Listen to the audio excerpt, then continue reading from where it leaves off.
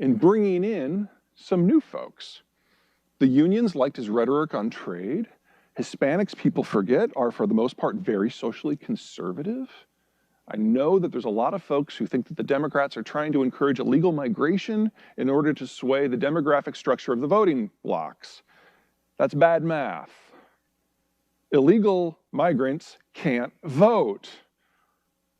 And Hispanic Americans who are born here, second generation on, are far more likely to vote social conservative, AKA Republican, than Democrat. And then the Catholics kind of split down the middle, but half of them basically became evangelicals under Trump, my mother among them. This is today's Republican coalition. It is custom crafted to fight the culture war, and it can't find Canada on a map. This is your problem. The national security conservatives are no longer part of the political process. And I'm not saying that you have to choose to become Democrats or Republicans. I mean, we go through this kind of shakeup every 30 or 50 years or so.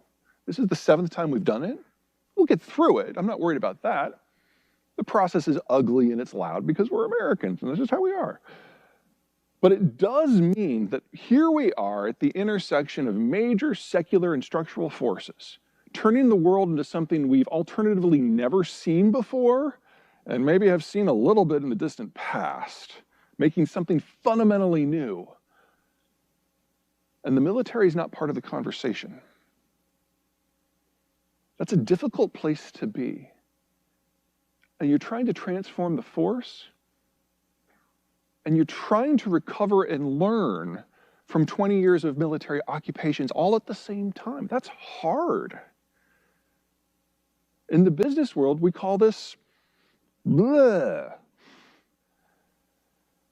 Everyone is wrestling with some version of this right now, but very few groups have as much on the line as you do.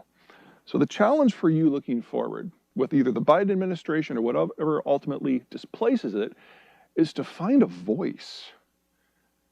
And that is going to be difficult because there's something that Americans have refused to do since 1989 that now you need to do for us. We've refused to have an open, honest conversation with ourselves about what sort of world we want to see. And that's just left you guys flailing. Because if you don't know what the goal is, you don't know how to get there.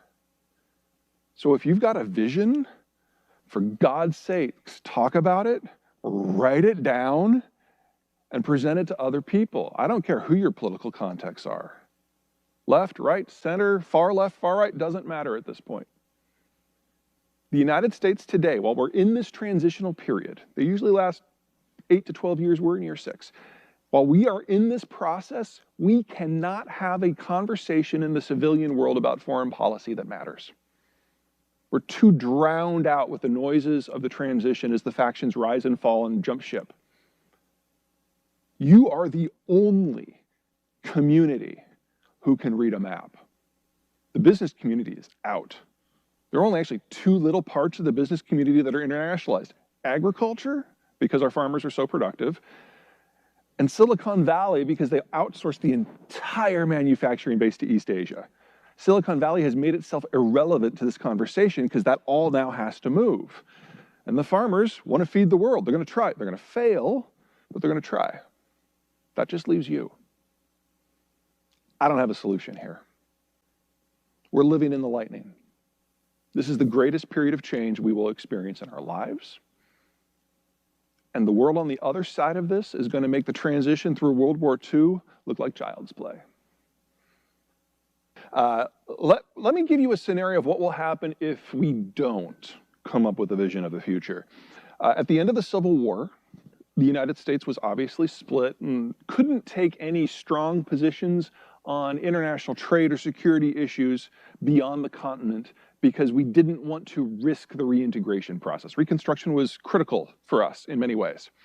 As a result, the State Department, the Defense Department basically shut down all discussion of meaningful interactions with the outside world for 50 years.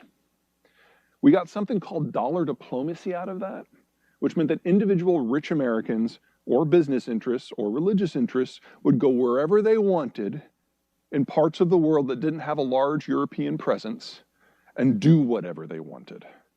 And the result was hemispheric chaos, and among many, many, many, many other things, the destruction of China as a functional power and its eventual fall to the communist system. I'd prefer to not do that again. That's the road we're on right now, because until our political transition completes, we've lost all guidance. So I can't tell you how to do your jobs. That would be a disaster. I can tell you that you are the only repository of functional information about how the world works in America right now. And if you can't provide discussion and leadership on that topic, it's not going to happen. A really good amount of time walking out the economic factors, but I'd be interested to hear a little bit more about your views on the interrelationship between the other dime elements. Because I see this map that you put out in front of me, and I actually see it a little differently, I suppose.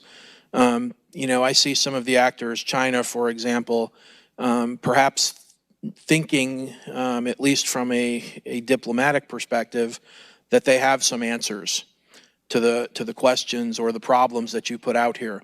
I don't think if you talk to Beijing, they believe that economics are necessarily destiny.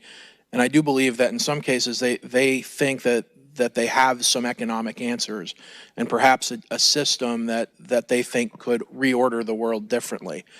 So the reason I would be concerned about instability is perhaps more focused on the people end of things, the ability to act or the desire to act to shake this up so that economics would not become destiny. So I'd be just curious to hear about your take on how the four elements of national power would actually interrelate in this sense, if that makes sense. Let me start by saying that it's not just economics. Economics itself is an outgrowth of demography and geography. The American geography has the greater Midwest, has the greater Mississippi system, lowest cost food production and transport system in the world, ocean moats, so any defense force that we are going to build is going to be primarily outward based rather than inwardly based. That's kind of the basis of American power from my point of view. China's the opposite. China's land is low quality. They don't have an internal transport system except for in regions that they're concerned are secessionist. And then they are surrounded by a belt of useless lands that they can't really patrol effectively. And because of the first island chain, they can't project power out except now when the United States has put everybody on the same side with globalization. So I see the overall geographic underpinnings of Chinese power being completely resting upon the United States nullifying their geographic disadvantages. And so the idea that if the Chinese think that they can move beyond economics as the basis for power, they really do have nothing left. I mean, the Chinese ethnicity, the Han, have been there for over 3,000 years, but they've only been able to be a united entity that is relatively secure in their borders for about 10% of that time, and half of that is under the American-led order. So if we remove economics from the equation, this ends a lot faster.